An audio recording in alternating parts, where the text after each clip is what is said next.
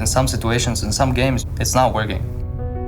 I can clearly tell that something's wrong with either like confidence or something is off in his gameplay. YEKINDAR was so good in Virtus Pro, but ever since he's been that IGL role for Liquid, it's just been mediocre at best. YEKINDAR, he's pulled down the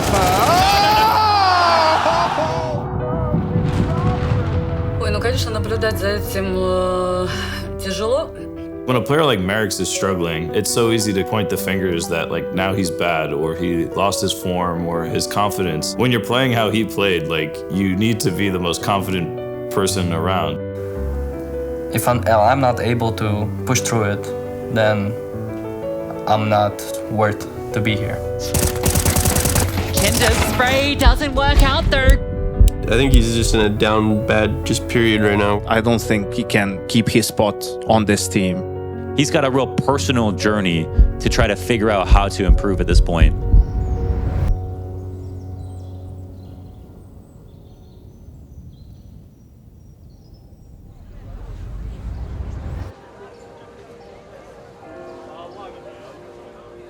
Feel like at home.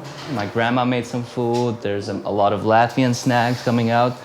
Марек был очень послушным ребенком. С ним всегда было легко. Когда он занимался спортом, он был очень целеустремленным. И всегда с ним можно было договориться. I like to think that I had a lot of friends at that time, but at the same time, like childhood, like many kids have like a lot of friends and whatever. Да, то есть не могу сказать, что у нас был полный дом друзей. Нет, потому что дома его друг был компьютер.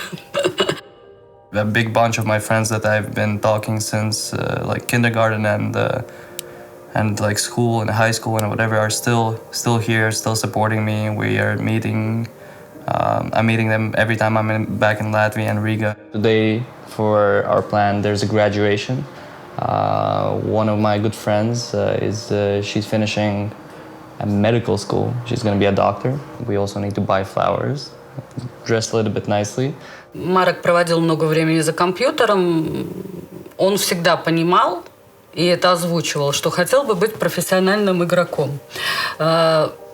Его папа в это не верил. My dad showed me the world of gaming and a world of many games with different genres, and we even played World of Warcraft together, and he was like a raid leader.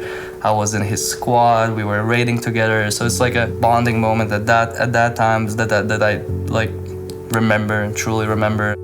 With the best friends that I have now, we kind of were different in a way. They were kind of enjoying games more. I was always a more competitive type player. As I was kind of deciding on that I want to pursue, I want to actually try hard. I was around like 15, 14 years old maybe, and I wanted to like kind of grow somewhere in CS specifically. And one of my friends were like, "Oh, did you know there's like these LAN tournaments?"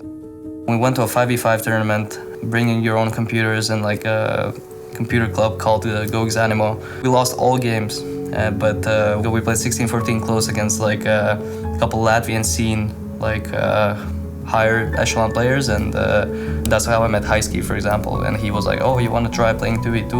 You want to go there? You want to go there?" And that's how I kind of got into the scene. When the Baltic tournaments came, when we started kind of going outside of Latvia a little bit because we were winning a lot in Latvia, that's where I think I got the most recognition in terms of like already a scene in terms of like HLTV matches. My first team, Elements Pro Gaming, in terms of like first contractual team, was really cool because I have a lot of good memories with many of those players. I think Hooch was one of my father figures at that time. I played on that team for a year. I decided to leave that team because I didn't know if I want to go to a university or not because I finished studying high school. I went to university for like 2 weeks and I was like, nope, I'm not doing this. Then I joined Pro 100, that's Zeus's organization, which had many cool moments. I think Pro 100 was probably the team where I was already kind of established and understanding already like how things work in a team. Ой, со стороны это очень волнительно. Вообще, когда, может быть, нет таких больших результатов, тогда ты так и не волнуешься. А чем выше, получается, он взлетает, тем больше ты волнуешься по поводу того, как и что будет. Поэтому я бы сказала, что чем сильнее его и выше его карьера, тем больше я волнуюсь. From Pro 100, I got scouted into VP. That was the breakthrough moment in my career. First scrim, I went, I played with them first scrim, I was like shocked about how fast the communication is flowing, how much communication. Like I need to relearn right now. He was pretty much just opening bomb sites by himself. Oh my golly gosh! Was that from YEKINDAR? In Stockholm, I think when VP made top 8 at that major, and I think that's like the major that kind of brought his name kind of into the world pool of top players. There's two flashes on the CT side. They've got the opening kill. It's all on the twist. YEKINDAR's gonna find him as well. Just clean peeks. James and Dastan were two of the best guys. We were theorizing about everything. We were talking about everything, trying to find solutions, trying to find wording explanation for every move. I feel like the most development I had was in VP at that time. And then after war started, I decided to leave VP, and already then I joined Liquid.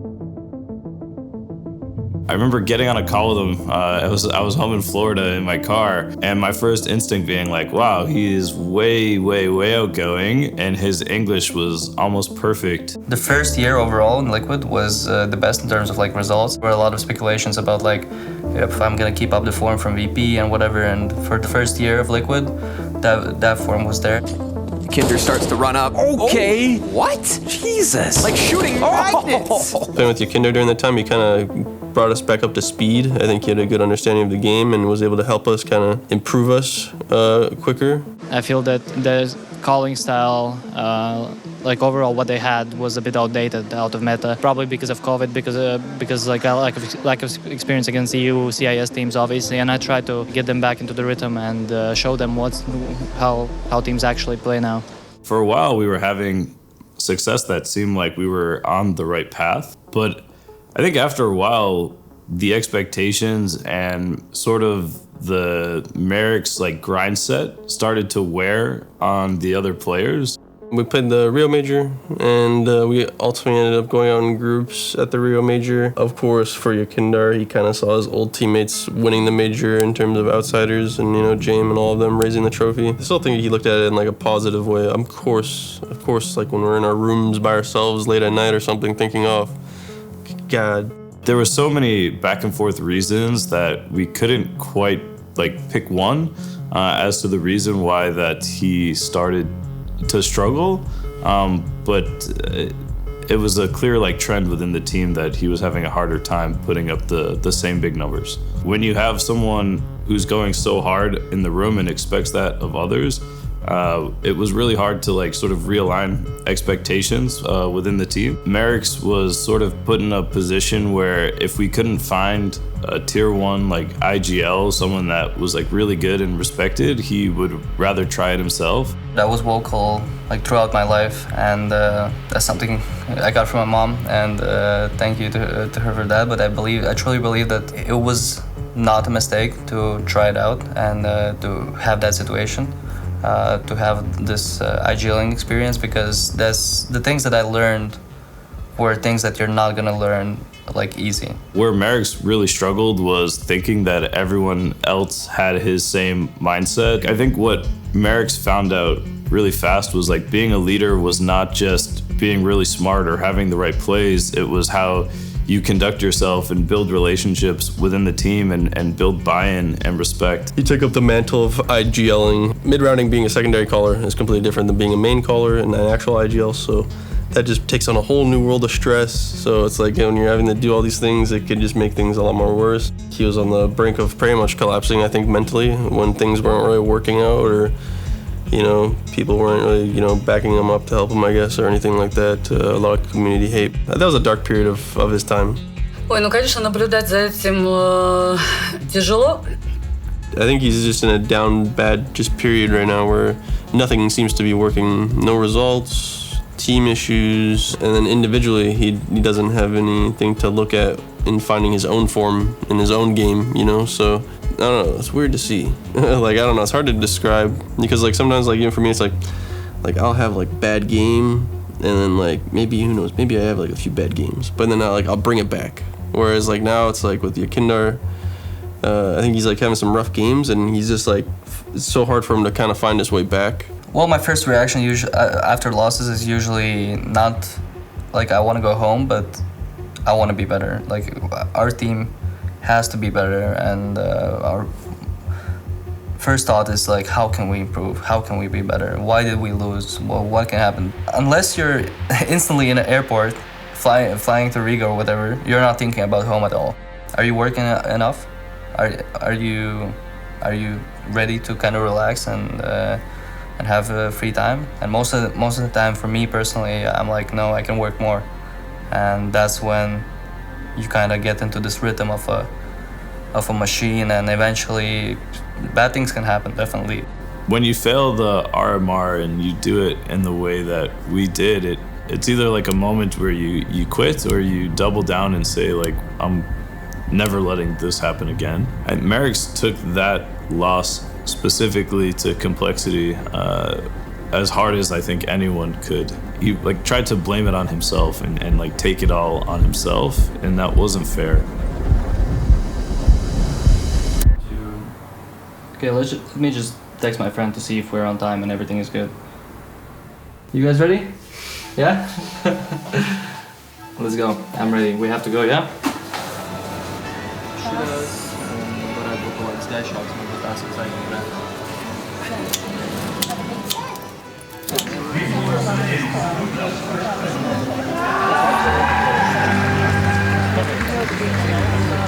I mean, I'm really happy to be here because, like, as everybody could understand, like, you rarely get an opportunity being home, kind of seeing people, your friends graduating, and today 2 of my friends are graduating, so I feel like it's also nice for them to finally kind of like to know that I finally had time for some kind of a celebration. I mean, CS lifestyle is a lot of traveling, a lot of flying around, a lot of tournaments. That's one of the reasons why I'm home like maybe 6 weeks, 9 weeks a year. When you're so much away, you're missing out on a lot of opportunities outside life, but that's for you as CS player. CS player sacrifices a lot to be the best. You sacrifice time with family, time with friends, time of you somewhat being normal, I guess, like living like a normal life, but it's a sacrifice everybody's willing to make for their dreams, of course, right? If you have a rough season where results aren't good and you're, like questioning, your professional self, and then you finally get to go home and actually just be like a human and talk to your family or go to the dentist or do normal like day-to-day things. It is like so grounding. Конечно, изначально это было непросто, особенно когда Марекс сначала жил дома, да, а потом переехал. Конечно, это чувствовалось. Но когда уже он переехал, стал жить отдельно, то в любом случае ты уже ребенка не видишь каждый день с утра до вечера. In one way, we have a dream job that you get to travel the world and meet people and like make good money, but you sacrifice so many things for that, and a lot of that is just your home and your family time. You miss weddings, you miss birthdays, you miss anniversaries. When I come back home or when there's especially vacation time or whatever, my first nights of sleeping, I cannot really sleep. I always feel that pressure of like, I forgot something, even though I understand that I have not forgotten anything. First couple days coming back to Latvia is usually the update days, I would call them. Bro, the graduation was a bang, no? Yeah. Actually, like, it's fun. Such a long time I've been on a graduation. Like, even the last time I was on a graduation was my graduation in 12th grade. It's a nice feeling. Like, I feel proud to see my friends graduating. Yeah. I feel proud to actually like see them, Yeah. Also, yeah. That's also, yeah. The season was a little bit rough, not gonna lie, but I don't know. It was a lot of traveling, but now already I kind of started my vacation with my girlfriend and. How's she's doing? In Georgia, yeah. I mean, it's a little bit rough sometimes because of the visa situation and whatever. You know how it is, like getting visa to like Europe for her is hard, and after like 1.5 years, it's like would be kind of nice to kind of finally live together and whatever. It's nice to finally see you. Yeah, man. It's been like 2-3 months or something. Yeah, I mean, sometimes it's rough. Sometimes the seasons are completely like harsh with the scheduling and traveling, especially like this season, for example. It was a little bit harder with going to US all the time and having to play these qualifiers and whatever. Usually we don't see you like in the autumn at all. we were a menace. We didn't do our homework, we didn't do anything, but we were kind of listening in class, and so we could kind of write the exam, and we were kind of like average, like around 7 out of 10 or whatever in terms of like grades or whatever. But we just had like, we enjoyed the time spending together in school. This pizza looks fine as hell. It's good? It's amazing. The main thing that kind of kept me in school, kept me in check in a way, was you guys. Some of the lessons were like so funny. Like every day I came home and like my stomach hurt from how much we laughed. I feel like we're the same people. Yeah. Like of course everybody grows up, everybody changes a little bit, but for each other we already knew how we are as people. When we're together, it feels like high school. Yeah. It feels the same. Yeah, definitely. There's always going to be a thought of, have I done what I strived for, and have I done like enough?